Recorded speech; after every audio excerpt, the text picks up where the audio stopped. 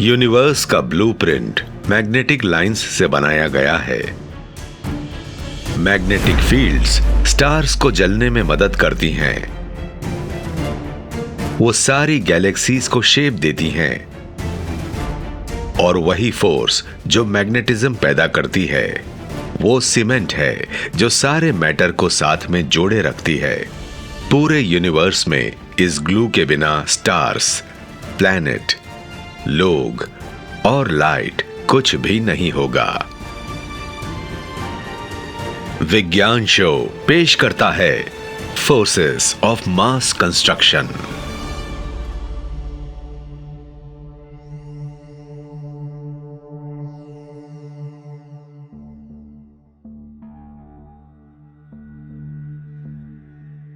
दिसंबर 27, 2004। जब America so रहा था तब स्पेस में से लाइट की स्पीड से कॉस्मिक रेडिएशन की एक शॉक वेव आई। उसे किसी ने आते हुए नहीं देखा।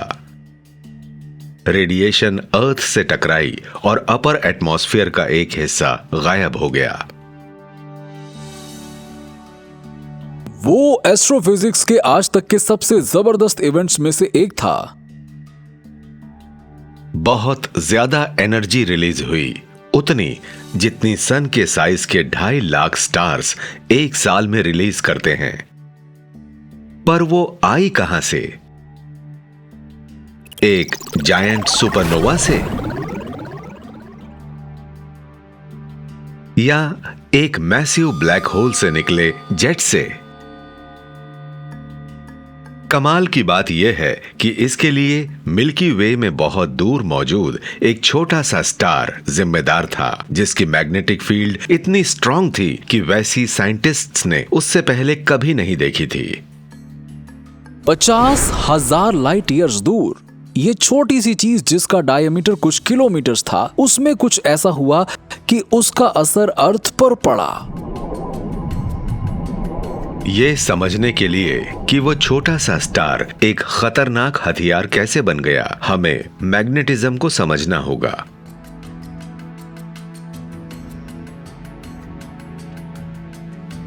मैग्नेट्स बहुत सिंपल लगते हैं। वो या तो चिपक जाते हैं या फिर दूर रहते हैं। आप भी बचपन में मैग्नेट से खेल रहे होंगे। जब आप उन्हें पास लाते हैं तो वो अचानक ही एक दूसरे की तरफ खिंचकर आपस में जुड़ जाते हैं, पर अगर उन्हें पलट दिया जाए तो वो रिपेल करते हैं। एक मैग्नेट पुल और पुश दोनों कैसे कर सकता है? हैरान कर देने वाला जवाब है लाइट। पता चला है कि कुछ पार्टिकल्स होते हैं जो एक्सचेंज होते हैं इस मैग्नेट और इस मैग्नेट के बीच, और उन पार्टिकल्स को कहते हैं फोटॉन्स। ये वही फोटॉन्स हैं जो लाइट क्रिएट करते हैं। फोटॉन्स एनर्जी के वो पैकेट्स हैं जिन्हें हमारी आंखें डिटेक्ट करती हैं आसपास की दुनिया को देखने के लिए। और क्वांटम मैकेनिक्स की अजीब सी दुनिया में मैग्नेटिज्म के लिए सबसे जरूरी चीज होती है फोटॉन्स। सब एटॉमिक लेवल पर जाने पर हम देख सकते हैं कि एक एटम में एक न्यूक्लियस होता है जिसके इर्द गिर्द एक बादल होता है इलेक्ट्रॉन्स का। एक एटम के स्ट्रक्चर के बारे में सोचिए। न्यूक्लियस में पॉजिटिव चार्ज होता है और इलेक्ट्रॉन में नेगेटिव चार्ज। वो एक दूसरे को अट्रैक्ट करते हैं। इस अट्रैक्शन को समझने के लिए क्वांटम फिजिसिस्ट्स को लगता है प्रोटॉन और इलेक्ट्रॉन दोनों थोड़ी देर के लिए फोटॉन बाहर फेंकते हैं। ऑपोजिट चार्ज पार्टिकल्स एक दूसरे की लाइट को अब्सॉर्ब करते हैं और इस वजह से वो पार्टिकल्स जुड़े रहते हैं। इस अट्रैक्टिव फोर्स को कहते हैं इलेक्ट्रोमैग्नेटिज्म।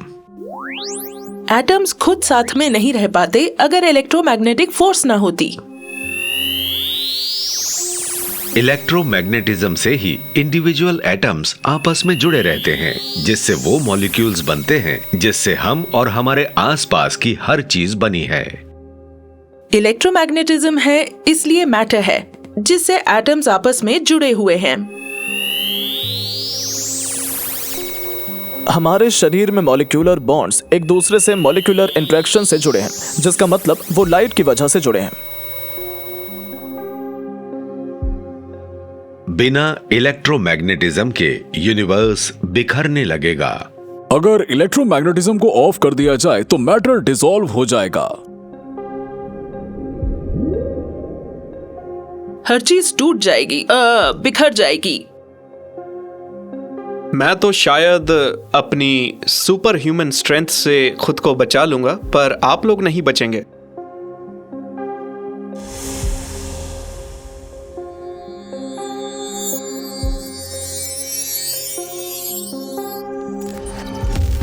इलेक्ट्रोमैग्नेटिज्म हर चीज को जोड़ कर रखता है, जिससे सॉलिड होने की फीलिंग आती है। जब आप किसी चीज को छूते हैं तो वो भी इलेक्ट्रोमैग्नेटिक फोर्स होता है। हमारे एटम्स में इलेक्ट्रॉन्स होते हैं और वो एक दूसरे को रिपेल करते हैं, और जब आप किसी चीज को छूते हैं वो फोर्सेस आपको असल में फिजिकली उसे छूने से रोकते हैं।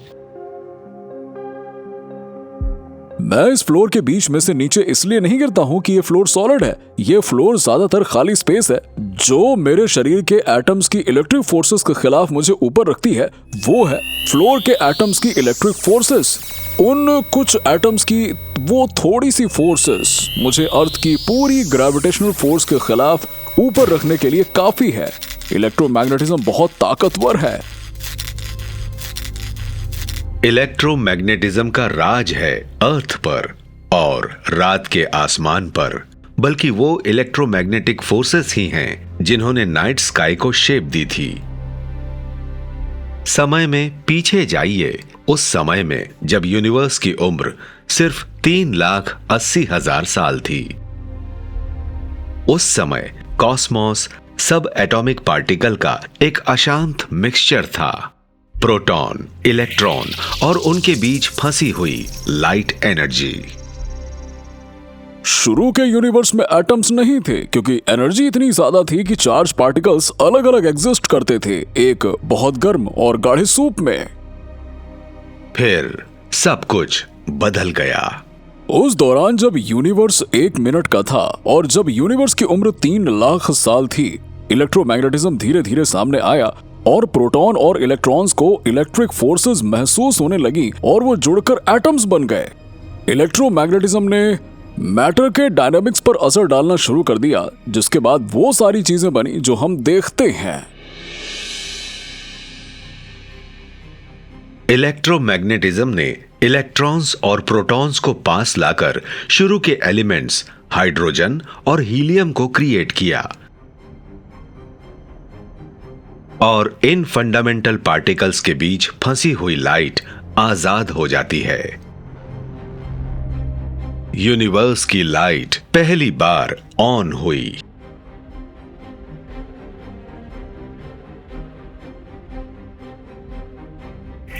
जिस वक्त नए एटम्स एक दूसरे के इर्द गिर्द घूम रहे थे, उनकी कंबाइंड मैग्नेटिक फील्ड ने असर दिखाना शुरू कर दिया। यूनिवर्स के सबसे छोटे मैग्नेट्स एटम्स खुद हैं। असल में वो एटम्स से भी छोटे स्केल के मिनी बार मैग्नेट्स क्रिएट करते हैं। आखिर में ये कियोटिक माइक्रोमैग्नेट जुड़ने लगते हैं और बड़ी मैग्नेटिक लाइंस पैदा करते हैं, जिन्हें मैग्नेटिक फील्ड भी कहते हैं। और फिर वक्त के साथ होता ये है कि मैग्नेटिक फील्ड ग्रो करना शुरू कर देती है। तो वो सारी मैग्नेटिक फील्ड जो हम आज अपने यूनिवर्स में देखते हैं, वो उन शुरू के मैग्नेटिक फील्ड से रिलेटेड है।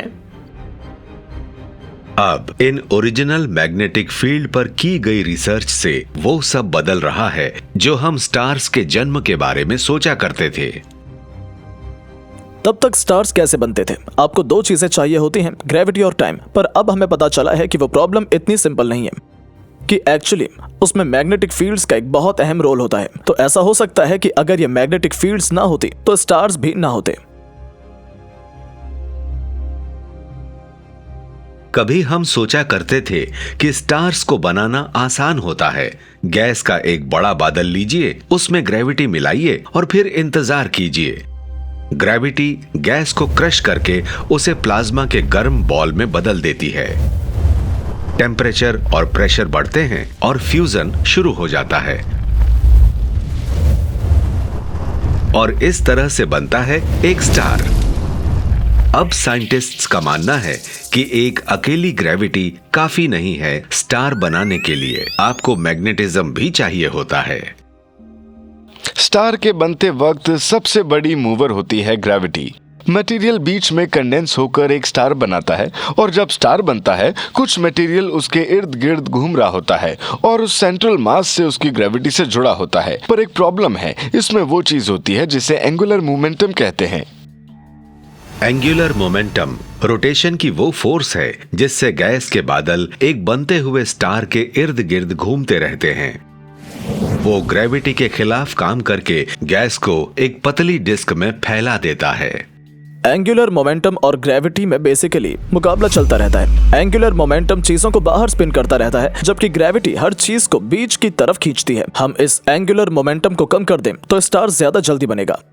यंग स्टार्स या प्रोटो स्टार्स सिर्फ तब जगमगा सकते हैं अगर बीच का गैस क्लाउड एक बेहद गर्म डेंस स्टेट में पहुंच जाए। पर सेंटर के इर्द गिर्द वो डिस्क इतनी तेजी से घूमती है कि ग्रेविटी अपना काम नहीं कर पाती है। अब साइंटिस्ट्स समझ चुके हैं कि यहाँ एक तीसरी फोर्स भी अपना काम करती है।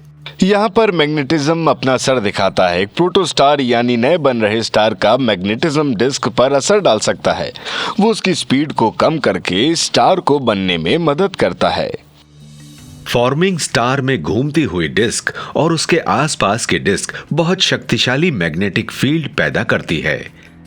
ये फील्ड्स तेजी से घूम रहे पार्टिकल्स को पकड़कर उनकी रफ्तार कम कर देती है। मैग्नेटिज्म एक कॉस्मिक ब्रेक की तरह काम करता है। वो थोड़ा धीमा होकर आखिर में स्पाइरल की तरह घूमकर सेंटर में जाता है। ग्रेविटी जीतने लगती है। ग्रेविटी उस एंगुलर मोमेंटम को हरा देती है और स्टार बन जाता है। ग्रेविटी गैस डिस्क को अंदर की तरफ खींचती है, उसे तब तक क्रश करती है जब तक गैस डेंस होकर जल नहीं जाती है। इस तरह स्टार पैदा होता है।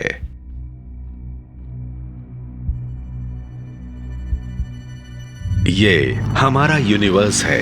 अब से 1200 करोड़ साल पहले गैस से भरे कॉस्मॉस में हर जगह फ्लैशेस हैं और ग्रेविटी और मैग्नेटिज्म हाइड्रोजन गैस के क्लाउड्स को क्रश करके स्टार बना रहे हैं। इनमें से कुछ बड़े स्टार्स अपने हाइड्रोजन फ्यूल को बहुत जल्दी जला देते हैं। फ्यूजन की पावर के बिना उनके पास ग्रेविटी से लड़ने के लिए कुछ नहीं है। कभी कभी इनमें एक वायलेंट मैग्नेटिक डेथ हो सकती है जिससे स्टार कोलैप्स होकर एक सुपरनोवा के रूप में फटता है।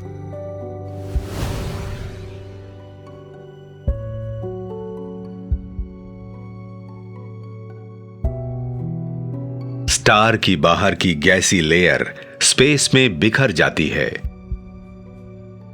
आखिर में स्टार का कोर अंदर की तरफ क्रश होता है जिससे उसका मैग्नेटिज्म सुपर चार्ज हो जाता है। अगर आप स्टार्स को देखें तो लगभग सभी स्टार्स के सरफेस पर स्ट्रॉन्ग मैग्नेटिक फील्ड होती है। होता यह है कि जब एक स्टार मरता है और कोलैप्स हो जाता है तो भी मैग्नेटिक फील्ड उतनी ही रहती है। तो मान लीजिए कि अगर किसी स्टार का सरफेस एरिया 1000 या 10,000 गुना कम होता है तो उसकी मैग्नेटिक फील्ड इंटेंसिटी उतने गुना बढ़ जाती है।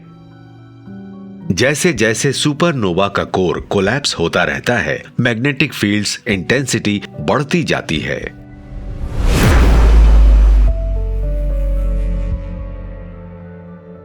इस सब के आखिर में आपको 19.3 किलोमीटर चौड़ी एक बॉल मिलती है जिसे कहते हैं मैग्नेटार। इन डेंस बॉल्स में बहुत बहुत ताकतवर मैग्नेटिक फील्ड्स होती है, बल्कि पूरे यूनिवर्स में सबसे स्ट्रॉन्ग मैग्नेटिक फील्ड होती है। वो मैग्नेटिक फील्ड अर्थ की फील्ड से करोड़ों गुना ज्यादा स्ट्रॉन्ग हो सकती है। एक मैग्नेटर के बहुत पास जाने पर उसकी स्ट्रॉन्ग मैग्नेटिक फील्ड आपके टुकड़े टुकड़े कर सकती है, क्योंकि आपके एटम्स इतनी स्ट्रॉन्ग मैग्नेटिक फील्ड के दायरे में एक साथ नहीं रह पाते हैं। हमारे यूनिवर्स में अब भी वैसे विशाल स्टार्स हैं जो मैग्नेटार्स बना सकते हैं, और साइंटिस्ट्स ऐसे 23 मैग्नेटार्स के बारे में जानते हैं जो हमारी गैलेक्सी में है, और इनमें से एक SGR 180620 जो अर्थ से 50,000 लाइट ईयर्स दूर है, वही मैग्नेटिक मॉन्स्टर है जिसने 2004 में अर्थ पर हमला किया था।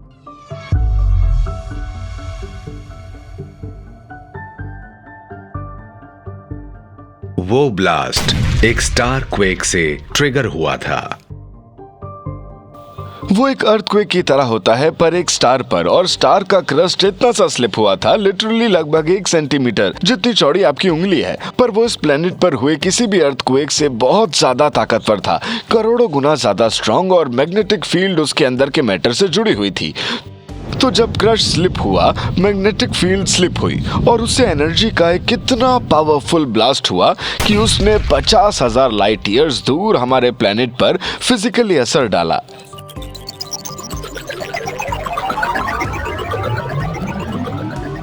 हमारी किस्मत अच्छी है कि ऐसा गैलेक्सी में बहुत ज्यादा दूर हुआ। अगर ये चीज पास होती तो उसका हम पर बहुत ज्यादा असर हुआ होता। अगर मैग्नेटार हमारे अर्थ से 1-2 लाइट ईयर्स दूर होता तो वो हमारे प्लैनेट को बर्बाद कर सकता था। ऐसी रेडिएशन की सिर्फ एक बर्स्ट हमारे एटमॉस्फेयर को लिटरली हटा सकती है। एटमॉस्फेयर नहीं होगा तो सांस लेने के लिए हवा नहीं होगी, सारे जानवर मर जाएंगे। एयर प्रेशर के बिना समुद्र उबलकर उड़ जाएंगे। अर्थ पत्थर की एक निर्जीव बॉल बनकर स्पेस में घूमता रहेगा। यूनिवर्स में जितनी भी चीजें हैं जो एक दूसरे से टकराती रहती हैं, उनमें से सबसे खतरनाक की लिस्ट पर मैग्नेटार सबसे ऊपर है। बहुत बहुत ही डरावने हैं। मैग्नेटार्स के वायलेंट जन्म के दौरान सुपरनोवाज मिल्की वे में शॉक वेव्स भेजते हैं। साइंटिस्ट्स को इन शॉक वेव्स में कॉस्मोस की कुछ सबसे बड़ी मैग्नेटिक फील्ड की ओरिजिन के सुराग मिल रहे हैं। वो मैग्नेटिक फील्ड इतनी बड़ी है कि उन्होंने हमारी पूरी गैलेक्सी को ढक रखा है।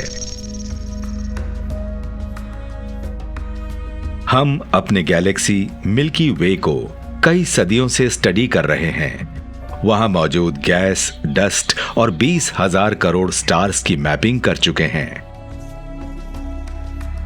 पर पता चला है कि हम कुछ मिस कर रहे हैं, कुछ बहुत बड़ा। हमारी गैलेक्सी की एक एज से दूसरी एज तक मैग्नेटिक फील्ड का बड़ा जाल बिछा हुआ है। वो मिल्की वे का अकेला सबसे बड़ा स्ट्रक्चर है। एक अकेले एटम की मैग्नेटिक फील्ड हो सकती है, एक बॉब मैग्नेट की मैग्नेटिक फील्ड हो सकती है, हमारे प्लेनेट की है, सन की है, और यहाँ तक कि गैलेक्सी जैसे बड़े स्ट्रक्चर्स में भी है। गैलेक्टिक मैग्नेटिक फील्ड बहुत बड़ी है। बेसिकली वो पूरे मिल्की वे के बराबर है। वो मैग्नेटिक फील्ड जो हमारी स्पिनिंग गैलेक्सी पर है, वो 1,50,000 लाइट ईयर्स चौड़ी और 30,000 लाइट ईयर्स गहरी है। जो एस्ट्रोनॉमर्स गैलेक्टिक फील्ड को बनाने वाली मैग्नेटिक लाइंस के मैप को एनालाइज कर रहे हैं, उन्हें एक अजीब बात पता चली है। हमारी गैलेक्सी के स्टार्स और गैस क्लाउड्स की स्लिंग मूवमेंट उतनी मैग्नेटिज्म पैदा नहीं कर सकते हैं जितनी असल में है। मतलब कुछ और भी है जो वहां पर विशाल मैग्नेटिक फील्ड क्रिएट कर रहा है। ये सारी बड़ी मैग्नेटिक फील्ड आती कहां से है? वो मैग्नेटिक फील्ड कहां से आ रही है जो पूरी गैलेक्सी पर छाई हुई है? साइंटिस्ट्स को इन मिस्टीरियस मैग्नेटिक फील्ड की ओरिजिन के सुराग बहुत पहले खत्म हो चुके स्टार के अवशेषों में मिले।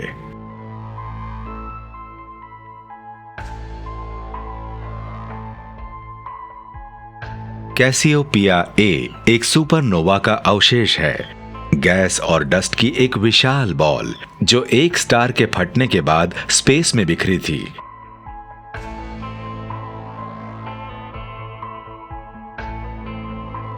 उसके फैलते हुए गैस के एनवलप के साथ मैग्नेटिक फील्ड के एवोल्यूशन को ट्रैक कर रहे एस्ट्रोनॉमर्स को पता चला है कि रेमंड के किनारों पर फील्ड्स आसपास के इंटरस्टेलर गैस के बादलों से टकराकर सुपरचार्ज हो जाती है।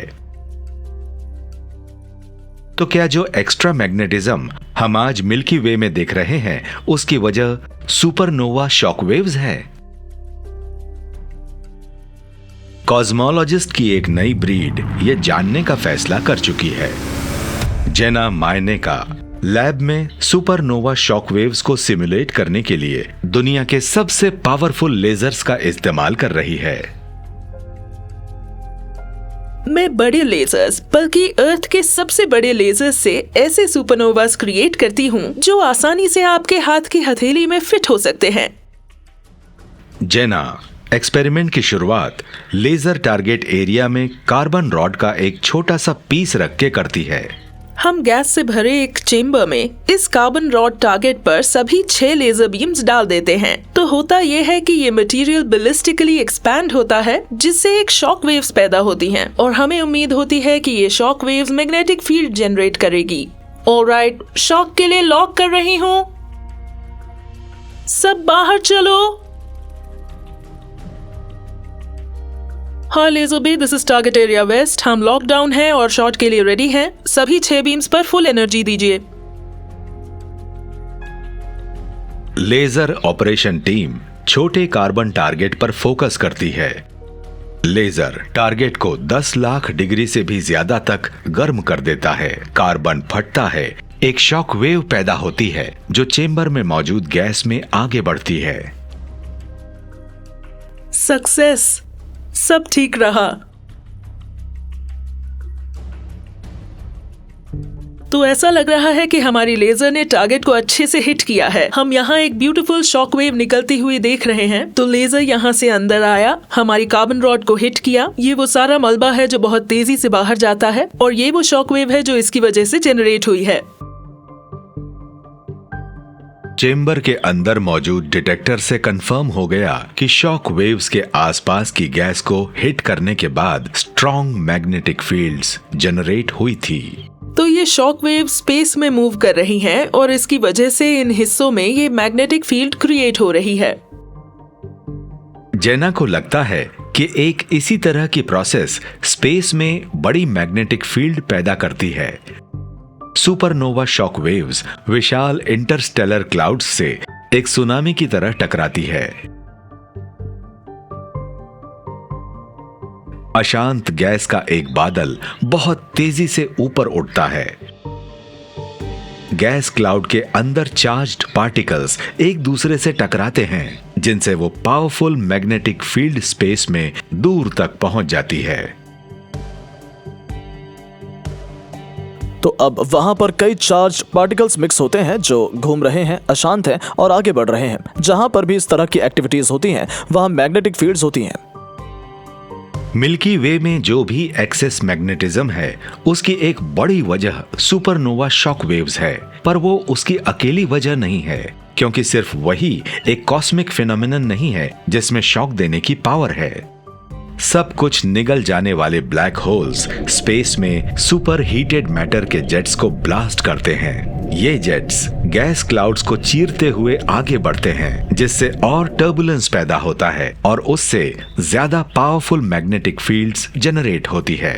और कभी कभी गैस क्लाउड्स आपस में इतनी बुरी तरह भिड़ते हैं कि उससे जोरदार मैग्नेटिक तूफान पैदा होते हैं। शॉक वेव्स उन एस्टेरॉयड की तरह हैं जो मिल्की वे की मैग्नेटिक पावर को बढ़ाती है और इस मैग्नेटिक बल्क की डिस्ट्रीब्यूशन कॉस्मोलॉजी की एक सबसे बड़ी मिस्ट्रीज में से एक को समझने के लिए अहम हो सकती है। रात के आसमान में से 1 लाख करोड़ स्टार्स गायब क्यों हैं?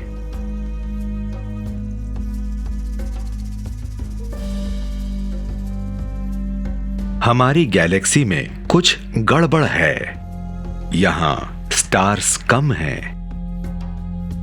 मिल्की वे में 20,000 करोड़ से भी ज्यादा स्टार्स हैं जो एक फ्लैट स्पाइरल में अरेंज्ड हैं, पर वहां पर कई और स्टार्स होने चाहिए। मिल्की वे के बारे में एक बात समझना मुश्किल है कि इसमें इतने कम स्टार्स क्यों हैं। हमारे मिल्की वे में इससे 10 गुना ज्यादा स्टार्स होने चाहिए पर नहीं है। तो सबसे बड़ा सवाल है क्यों? पुरानी फिजिक्स के नियमों के अनुसार मिल्की वे को और बड़ा होना चाहिए क्योंकि वो गैस और डस्ट के विशाल बादलों से घिरी हुई है जो नए स्टार्स के बिल्डिंग ब्लॉक्स हैं।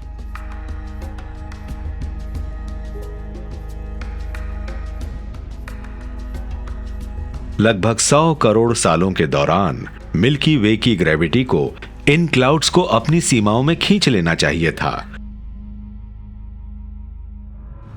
पर कॉस्मोलॉजिस्ट्स को अब लगता है कि मैग्नेटिक फील्ड स्टार बनने में इंटरफेयर कर रही है। ऑप्शन इंटरफेयर कर रही है।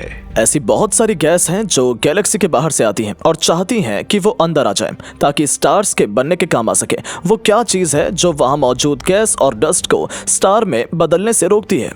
हो सकता है वो मैग्नेटिक फील्ड्स हो। मैग्नेटिज्म ने मिल्की वे को बड़ा होने से कैसे रोका? 1000 करोड़ साल पहले नया बना मिल्की वे स्टार्स की एक बड़ी बॉल से ज्यादा कुछ नहीं था, पर समय के साथ स्पिन की वजह से यह बॉल एक डिस्क में बदल गई।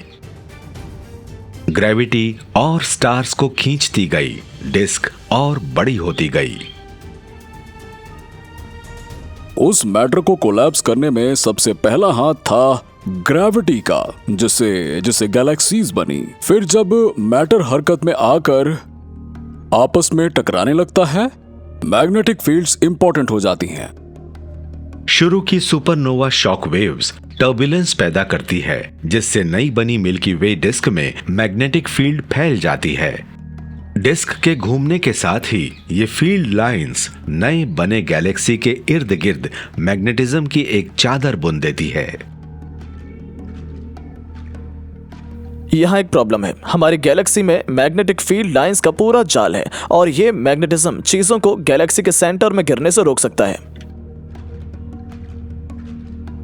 इस जाल ने मिल्की वे में स्टार फॉर्मेशन में रुकावटें पैदा की हैं। मैग्नेटिक फील्ड्स उस गैस को बाहर रखने में अहम भूमिका निभाती हैं। वो स्टार्स के बनने पर रोक लगाती हैं। उनकी वजह से मिल्की वे में स्टार्स उतना जल्दी नहीं बन पाते हैं जितना जल्दी बनने चाहिए। मिल्की वे के इर्द गिर्द मौजूद मैग्नेटिक फील्ड गैस को अंदर गिरने से रोककर उसे नया स्टार नहीं बनाने देती है, पर स्ट्रॉन्ग मैग्नेटिक फील्ड गैलेक्सी की फ्लैट डिस्क के इर्द गिर्द भी होती है। एक नई थियरी के मुताबिक इन इंटरनल मैग्नेटिक फील्ड का गैलेक्सी के एवोल्यूशन में बहुत बड़ा रोल हो सकता है। वो स्टार्स के डिस्ट्रीब्यूशन पर असर डालती है और उनमें हमारा अपना सन भी शामिल है। इसका सुराग अर्थ से 27 लाख लाइट ईयर्स दूर से आया है।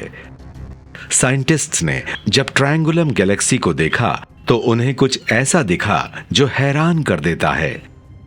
स्टार्स का जन्म हो रहा है। सब गैलेक्सी की स्पाइरल आर्म पर मौजूद हैं, जहां विशाल मैग्नेटिक फील्ड अलाइंड है। देखने पर ऐसा लग रहा था कि जहां पर स्टार्स बन रहे थे वहां पर गैस के बादल भी थे और वो अलाइंड थे। इस अलाइनमेंट के पीछे जो एक वजह हो सकती है वो है active magnetic field. Magnetic field lines charge particles के लिए सुपर हाईवेज की तरह होती हैं। चार्ज पार्टिकल्स उन पर चलना चाहते हैं। गैलेक्सी के अंदर गैस क्लाउड्स में चार्ज्ड पार्टिकल्स को मैग्नेटिक फील्ड स्पाइरल पर अरेंज कर देती है। यहाँ पर गैस क्लाउड्स डेंस हो जाते हैं और इसीलिए स्टार फॉर्मेशन हो पाती है। ग्रेविटी ही गैलेक्सी के फॉर्मेशन के लिए जिम्मेदार है, पर मैग्नेटिज्म ने शायद गैलेक्सी को वो बनाया जो वो है। अगर आज मिल्की वे में कम स्टार्स दिखते हैं तो हो सकता है उसके पीछे मैग्नेटिज्म हो सकता है उसी ने स्टार की पोजीशन भी सेट की हो, जिनमें अर्थ का सबसे करीबी स्टार सन शामिल है। सन हमें वो एनर्जी देता है जिस पर अर्थ की ज्यादातर लाइफ डिपेंड करती है, पर अगर उसे संभलने के लिए मैग्नेटिज्म ना होता तो वही एनर्जी हमारा नामो निशान मिटा देती।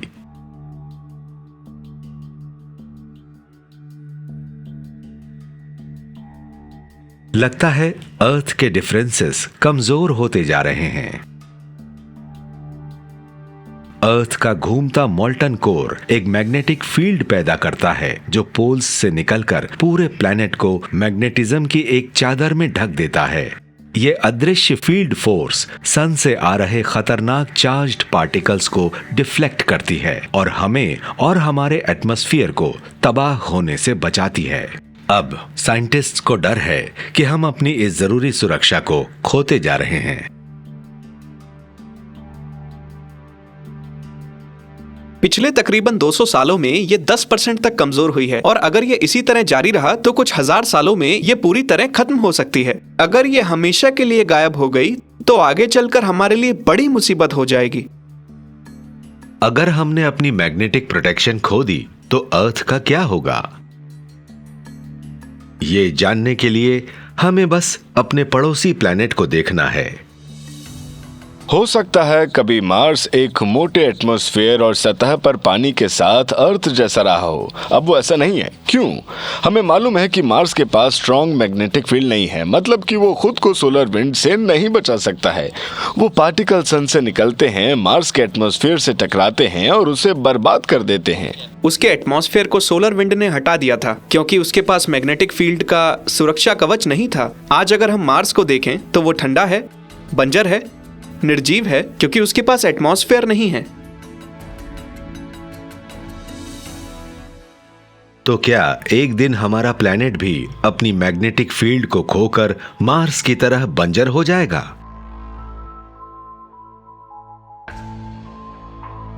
जियोफिजिसिस्ट डैन लेथरप और उनकी टीम ने अर्थ के कोर का एक रेप्लिका बनाया है ताकि ये मैग्नेटिक फील्ड के एवोल्यूशन को फास्ट फॉरवर्ड में प्ले कर सके। लेथरप जानना चाहते हैं कि अर्थ की मैग्नेटिक फील्ड का कम होना बढ़ने और घटने की एक नॉर्मल साइकिल है या इस बात का सिग्नल है कि वो मैग्नेटिक फील्ड एक दिन बिल्कुल खत्म हो जाएगी। इस तरह का एक्सपेरिमेंट हमें अर्थ के कोर को ज्यादा करीब से समझने में बहुत मदद करता है। लिक्विड आयरन इतना गर्म होता है कि उसे हैंडल करना मुश्किल होता है, तो लेथरप अपनी 10 फुट की बॉल को 12.5 टन लिक्विड सोडियम मेटल से भर देते हैं। इस एक्सपेरिमेंट के जरिए हम ये समझने की कोशिश करते हैं कि ये लिक्विड सोडियम का घूमता हुआ टर्बुलेंस मास किस तरह से इलेक्ट्रिक करंट और मैग्नेटिक फील्ड जनरेट करता है, और ये समझने की कोशिश करते हैं कि प्लैनेट्स के अंदर ये सब कैसे होता होगा। लेथरप मोटर स्टार्ट करते हैं। बॉल उसी तरह घूमती है जैसे हमारा प्लैनेट घूमता है, पर 3,50,000 गुना तेज स्पिन हो रही बॉल के अंदर पिघला हुआ सोडियम घूमने लगता है। चार्ज्ड पार्टिकल्स कोर के इर्द गिर्द घूमते हैं। ओके, सब ठीक है, दिखने लगा है। बॉल के पोल्स से एक मैग्नेटिक फील्ड निकलती है और वैसे ही दिखती है जैसी अर्थ को प्रोटेक्ट करती है। लेथरप बॉल की मैग्नेटिक फील्ड की स्ट्रेंथ में आए डिप्स को मेजर कर रहे हैं, पर ये डिप्स रिकवर करके फिर ऊपर जा रहे हैं। लेथरप ने यह भी देखा है कि इनके एक्सपेरिमेंट के मैग्नेटिक पोल्स यहां वहां जा रहे हैं। हैरानी की बात यह है कि साइंटिस्ट्स ने देखा है कि अर्थ के पोल्स पर भी ऐसा ही होता है। जब हम अर्थ की मैग्नेटिक फील्ड को देखते हैं तो पता चलता है कि जिस डायरेक्शन में कंपास पॉइंट करते हैं वो हर साल कई किलोमीटर की दर से नॉर्थ की तरफ सरक रही है। वो कनाडा से शिफ्ट होकर अब साइबेरिया की तरफ जा रही है। अब वो साइबेरिया की तरफ और उससे आगे जाती रहेगी या फिर वो पीछे हटकर फिर से कनाडा की तरफ आ जाएगी, ये कहना मुश्किल है कि क्या होगा। फ्यूचर को प्रेडिक्ट करने की कोशिश में साइंटिस्ट्स हमारे प्लैनेट के मैग्नेटिक पास्ट में सुराग ढूंढते हैं। जियोलॉजिस्ट जेनी रेडेबा हवाई में है। यहाँ दुनिया का सबसे एक्टिव वोल्केनो केलावेया है। अर्थ की मैग्नेटिक हिस्ट्री को स्टडी करने के लिए इससे अच्छी नेचुरल लैब नहीं हो सकती है। लावा के बहाव की सबसे अच्छी बात यह है कि वो अर्थ के मैग्नेटिक फील्ड को अपने अंदर ट्रैप करके एक ही जगह पर फ्रीज हो जाते हैं। तो अब अगर हम इन लावा फ्लो से रॉक्स को उठाएंगे, हम जान पाएंगे कि पास्ट में मैग्नेटिक फील्ड की ओरिएंटेशन कैसी थी। लावा में आयरन के पार्टिकल्स होते हैं। पिघलने के बाद ये आयरन पार्टिकल्स अर्थ की मैग्नेटिक फील्ड के हिसाब से असेंबल हो जाते हैं। फिर जब लावा ठंडा होता है ये ओरिएंटेशन वहीं पर लॉक हो जाती है। हिस्टोरिक लावा फ्लोज के लेयर की खुदाई के बाद साइंटिस्ट्स को वो मैग्नेटिक रिकॉर्ड्स मिले हैं जो उन्हें करोड़ों साल पीछे ले जाते हैं। और इससे पता चलता है कि अर्थ की फील्ड सिर्फ कमजोर होती और हिलती ही नहीं है, बल्कि समय समय पर ये पूरी फील्ड पलट जाती है। नॉर्थ और साउथ पोल्स सच में आपस में जगह बदल लेते हैं।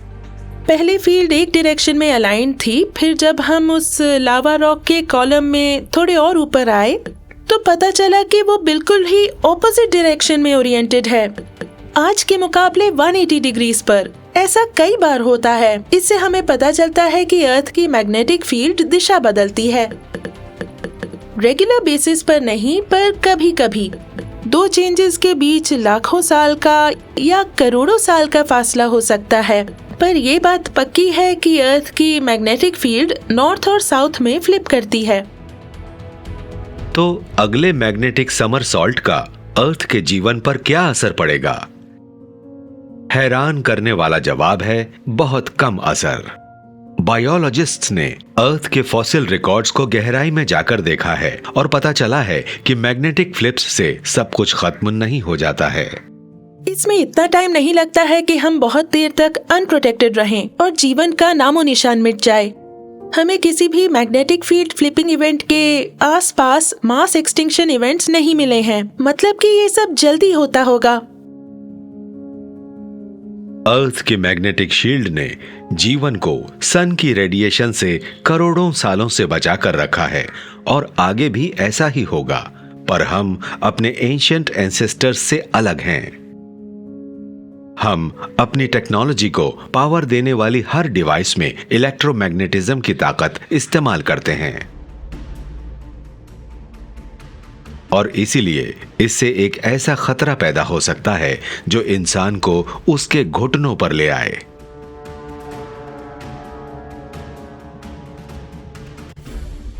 हो सकता है इंसान धीरे धीरे एक बड़ी तबाही की तरफ बढ़ रहा हो। हमने अपनी सिविलाइजेशन को इलेक्ट्रोमैग्नेटिज्म की नींव पर खड़ा किया है, पर आसमान में एक खतरा है जो एक ही पल में सब कुछ खत्म कर सकता है। हम अपनी लाइफ के लिए और अपनी सिविलाइजेशन के लिए सन पर डिपेंड करते हैं, पर वो हमसे ये सब कुछ बहुत आसानी से छीन सकता है।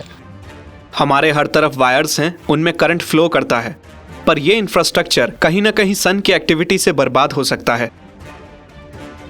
हमारे प्लैनेट की मैग्नेटिक फील्ड हमें रोज सन की सोलार विंड से बचाती है, पर सन की भी एक मैग्नेटिक फील्ड है और कभी-कभी उसकी मैग्नेटिक लाइंस भारी तबाही की हथियार बन जाती है।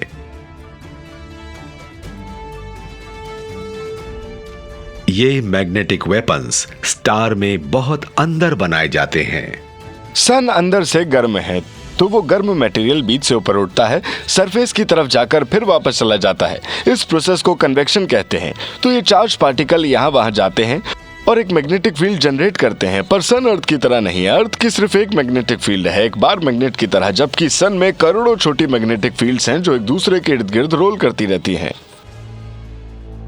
फिर सन का एक हैरान कर देने वाला फीचर इन ढेर सारी मैग्नेटिक फील्ड को मरोड़ कर रख देता है। पूरा सन स्पिन करता है, पर वो एक ठोस ऑब्जेक्ट नहीं है। असल में उसका इक्वेटर पोल से ज्यादा तेज स्पिन करता है, जिससे सन ट्विस्ट हो जाता है। और जब आप मैग्नेटिक फील्ड को ट्विस्ट करते हैं, उनमें और ज्यादा एनर्जी भर जाती है।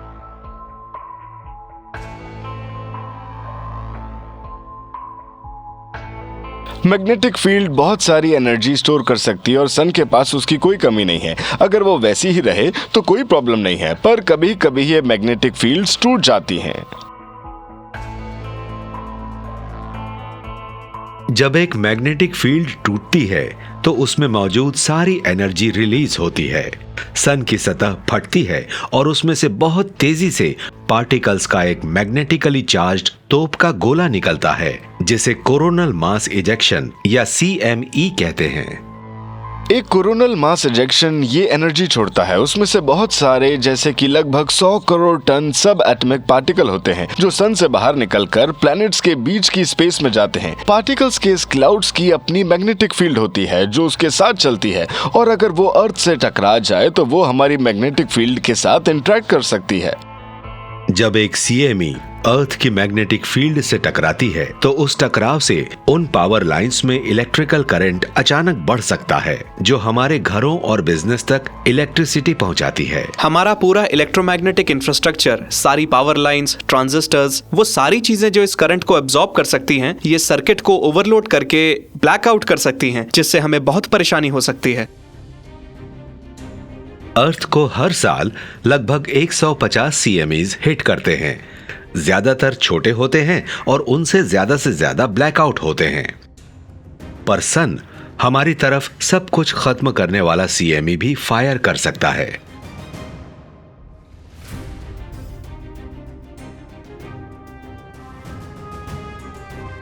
पहले चार्ज्ड पार्टिकल्स की ये बड़ी कैनन बॉल अर्थ के चक्कर लगा रहे सैटेलाइट से टकराएगी।